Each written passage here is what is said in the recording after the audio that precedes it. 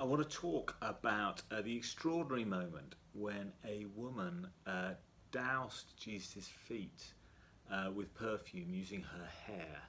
And the response of the disciples about this is kind of interesting, and it's a very tangled web of responses. So I want to kind of dig into what was going on in this moment. And it's in all four Gospels, though the names change slightly, a bit like the names of the women at the resurrection changed slightly. But something like this clearly happened, and they really remembered it. And Judas is given the line about complaining about the money should have gone to charity, which is given to just the disciples in general in one of the other Gospels. But anyway, what happens is Jesus at dinner. In John's Gospel it says it's at Mary's house in Bethany, which is where Lazarus was also raised. And then Mary took a pound of costly ointment of pure nard and anointed the face of Jesus with her hair. What on earth is going on with this? And I think it can't help but, to me, I think this is a sexual gesture. And you can refine what you mean by that or what's going on. But I think that there's something about this which is kind of, it's kind of transgressive.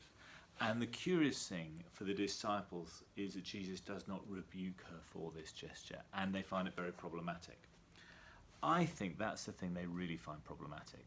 Now, there is a secondary point, which is that this perfume is really expensive. Couldn't you have sold this perfume and given it to the poor? And they play the kind of charity card, you could have given it to the poor. I don't think that's what they're really bothered by. I mean, you can say that about anything, but they didn't bang on about that when Jesus had an expensive feast or anything like that. I think they're really troubled by this. And weirdly, the place I found which has helped me kind of get a grip on this is the Lloyd Webber and Tim Rice musical Jesus Christ Superstar. And this was controversial in its day, actually, this musical. And there's a beautiful ballad called I Don't Know How to Love Him, which is sung by the Mary Magdalene character. And in this, she said, he's just a man, but he's not like the men I've had before. And I've had so many men before in so many ways. So it's a kind of rather sort of, there's puns and all sorts going on, wordplay. But if you take it seriously, that Jesus was God in human form with this life force just oozing out of him, a life force that could kind of bring blind people sight, a life force that can make people who are lame just get up and walk. There is this astonishing life force. Then, of course, I think that lends him a charisma beyond charisma, if you like. How could you not fall in love with him, in a way, if that's part of your life? And so her way of somehow articulating, wanting to be with Jesus and to be guided by him, is to just bring all of herself to him, and that includes, I guess, her sexuality.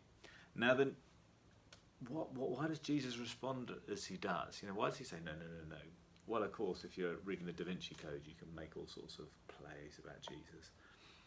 I think there's a sort of simpler thing, which is, this happens in John's Gospel, it says 6 days before the Passover. This is happening very close to the moment when he knows, the rest of them don't know.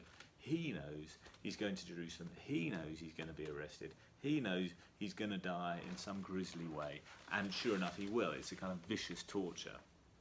This body of his is going to be nailed to a cross. It's going to be lashed and whipped.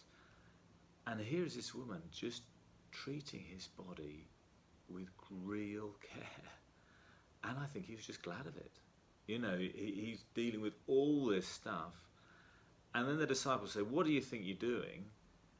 He just says, look, she's done something really nice. And I'm just going to take this and I'll accept it. I don't think you have to kind of model some relationship between this Mary and Mary of Bethany and Jesus or anything in any sexual relationship. But she's done this act, which I think has got sexual overtones. It is why the disciples are bothered by it. And Jesus accepts it because actually he was really touched by this. This was an act of just reckless love. And ultimately, of course, that is what Christianity is kind of about, reckless love.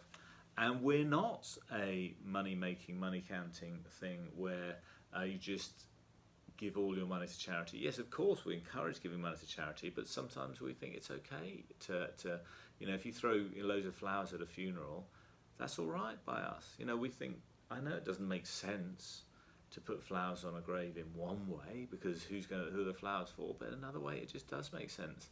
We're a religion which from time to time says, yes, sometimes acts of excessive generosity are the right way of doing things, not a kind of utilitarian calculation about what's the greatest good for the greatest number. It is an extraordinary passage, and it's problematic because I think there is sexual overtones to it, and I think that is what's really going on behind the disciples' objections to it.